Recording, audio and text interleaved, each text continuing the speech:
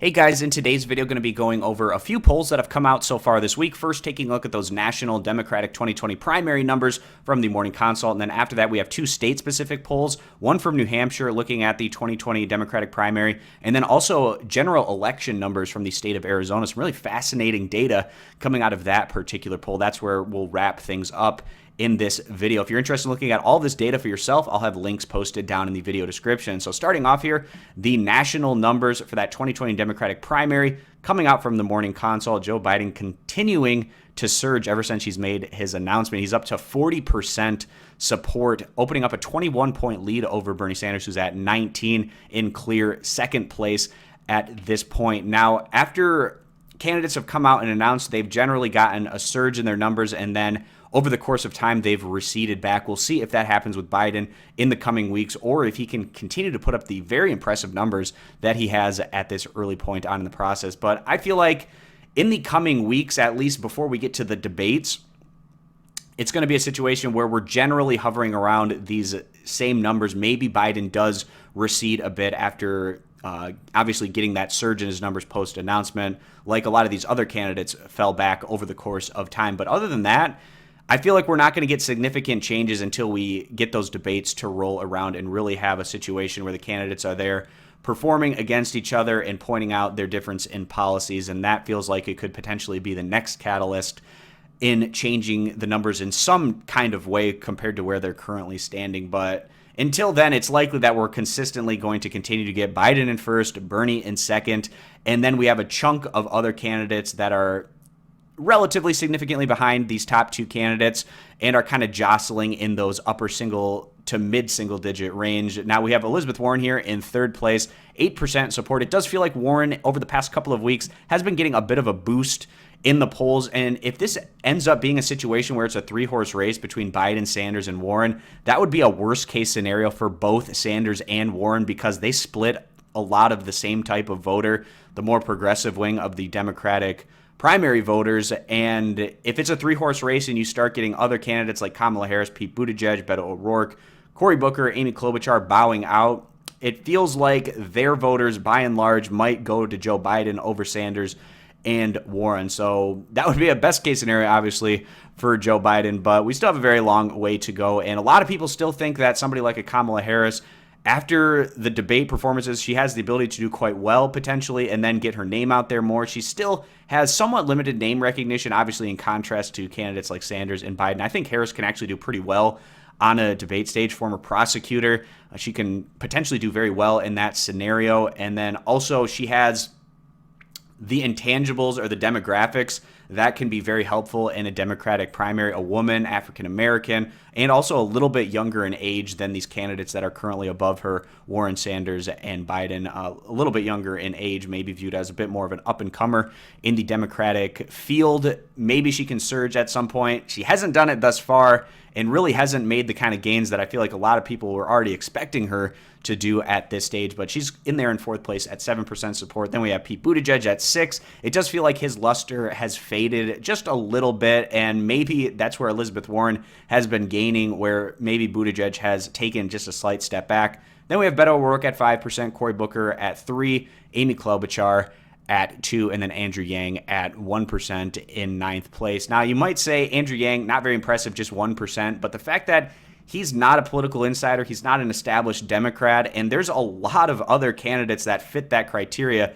that are currently running that aren't performing better than Yang. It shows that he has had somewhat of an effective message, and particularly I think he's had a lot of his penetration online and being effective in having that success in spreading his message more so in an online scenario, which is possibly where a lot of his support might be coming from, younger voters that are politically active on the internet.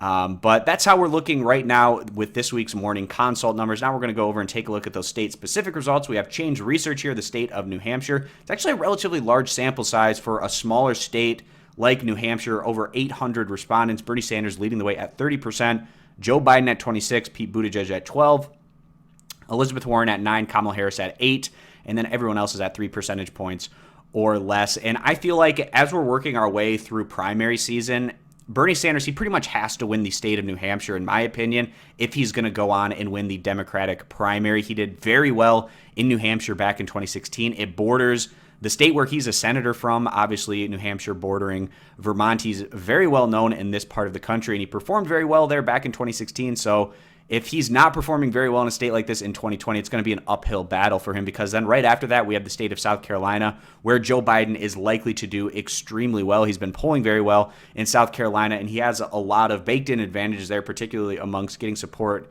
likely amongst those African-American voters, given Biden's ties to former President Barack Obama.